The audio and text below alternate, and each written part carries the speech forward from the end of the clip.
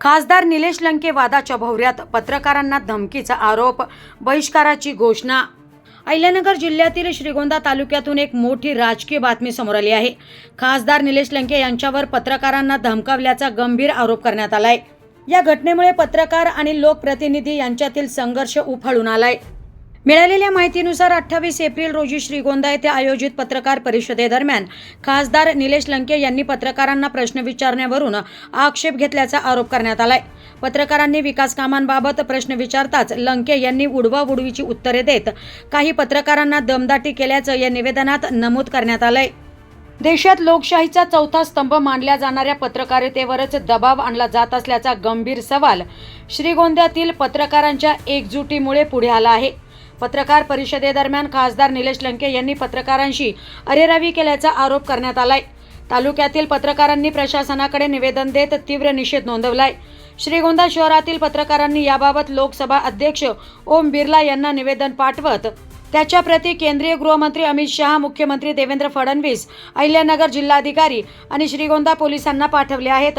28 April रोजी दुपारी सुमारे 3 वाजण्याच्या सुमारास श्रीगोंद्यातील हॉटेल एस्टार येथे आयोजित पत्रकार परिषदेनंतर हा वाद उफाळून आला।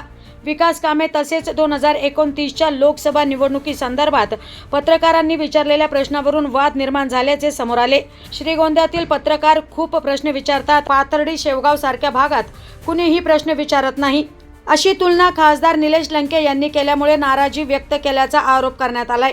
तर आडवे तिडवे प्रश्न विचारू नका, तुम्हालाच सगळं कळतं असं दाखवू नका, अशा शब्दात पत्रकारांना खासदार लंकेंनी सुनावल्याचं निवेदनात नमूद करण्यात आलंय।